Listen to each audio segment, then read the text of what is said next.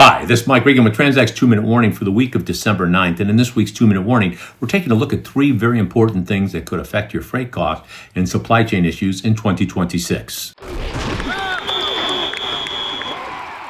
A couple of months ago, we sent out our 2-minute warnings that we're talking about budgeting for the upcoming year. It's one of the most popular things we do, going back a lot of years. But get a lot of comments and questions, but somebody recently asked me a question that really kind of stood out. They said, Mike, you cover a lot of different things. Obviously, that so much is going on, but there are a couple of things that we ought to really be paying attention to as we try and control our costs in 2026.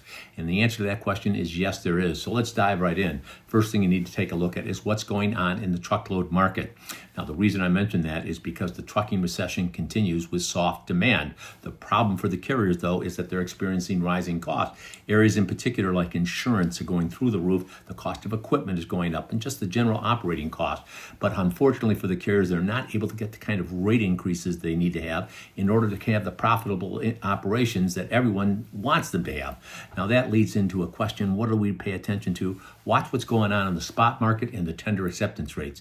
Now, our friends over at FreightWaves do a great job of covering that. And if you see spot rates going up and tender acceptance rates going down, buckle your seatbelts, because the carriers will then be able to pass through the type of rate increases they need to run their business. Now, the second thing you need to take a look at is what's going on in the LTL sector. A couple of key issues here, but one of the ones I brought out at the Inland Waterway Conference that apparently a lot of people weren't thinking about is the additional capacity that's coming on as the yellow terminal networks, which were bought by various carriers, get turned back on. So we see companies like XPO, Saia, Estes, and others bringing the wide yellow terminal networks back on stream, adds additional capacity while demand is relatively soft. That creates a great opportunity for you to work with your LTL carriers. We're proving this. You can work with them collaboratively. They can get the rates that they want, and you can get the kind of rates that you want. We have a proprietary process we'd love to talk to you about. One of the other things to pay attention to in 2026, though, is what happens when the FedEx spinoff is finalized. June, July, whenever it is, they will be the largest LTL carrier, and they will be separate from FedEx, the ground parcel operations. Now, the third thing we need to pay attention to is what's going on with the Supreme Court and the tariff decision.